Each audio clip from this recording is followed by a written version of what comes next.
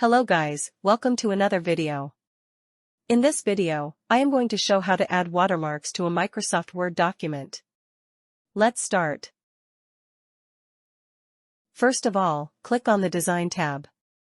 On the right side, you will get a watermark option. Click on it. Click on the Custom Watermark.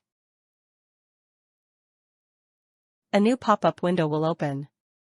Here you can choose a watermark format.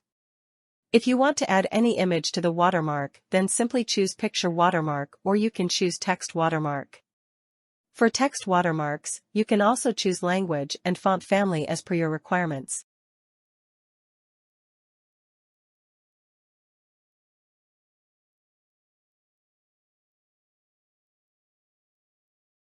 I hope you liked the video. Thank you for watching. Have a nice day.